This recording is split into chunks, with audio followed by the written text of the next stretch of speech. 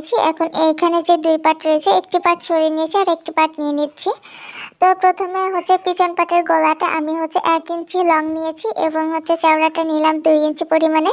তো এখান থেকে হালকা রাউন্ড দিয়ে আমি পিছন পাটটা কেটে নিব। যেহেতু আমি পিছনে চেন দেব, এজন্য এখানে ছোট্ট করে গলা দিয়েছি। আর বেবিদের জন্য কিন্তু ছোট্ট গলার পোশাক হলে বেশি ভালো হয়। চেনটা আবার যতটুকু বড় দেবো ততটুকু আমি হচ্ছে ফিতা দিয়ে চিহ্ন করে নিচ্ছি। তো সেকেন্ড পার্টে যেহেতু আমি চেন দেবো, তো যতটুকু আমার চেন দরকার রয়েছে, তো আমি ততটুকু হচ্ছে আমি মাঝখানে বরাবর ভাঁজ করে দেন হচ্ছে ততটুকু কাট করে নিচ্ছি।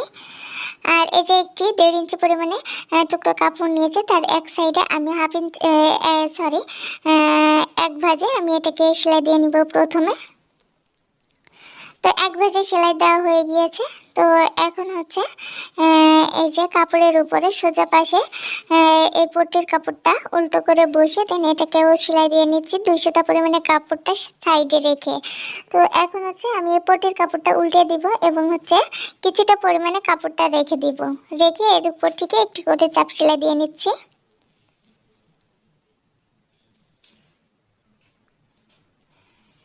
তো চাপ সেলাইটা দেওয়া হয়ে গিয়েছে। তো এইভাবে কিন্তু আমি অপর সাইডেরও পট্টিটা লাগিয়ে নিব অফ ক্যামেরায়। তো অফ ক্যামেরায় আমি কিন্তু অপর পট্টিটা লাগানো হয়ে গিয়েছে। এখন হচ্ছে চেনটা নিয়ে নিচ্ছি। তো চেনের কিন্তু চেন লাগানো আরও ভিডিও কিন্তু আমার চ্যানেলে দেওয়া রয়েছে। তো যেহেতু এই ভিডিওটা একটু লং হয়ে যাচ্ছে, এই জন্য কিন্তু আমি ডিটেলে দিইনি। চাইলে কিন্তু আমার ওই ভিডিও থেকে আপনারা দেখে আসতে পারেন। তো এইভাবে আবারও যে চাপ সেলাইটা প্রথমে আমরা পটির কাপড়ের সাথে দিয়েছিলাম, ওই চাপ সেলাইয়ের উপর থেকে কিন্তু আবারও সেলাইটা দিয়ে নিতে হবে।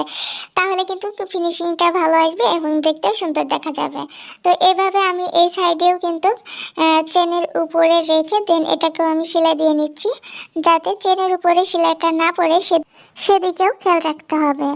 তো সেলাইটা দেওয়া হয়ে গেলে এখন গলায় কিন্তু আমি পট্টিটা দিইনি।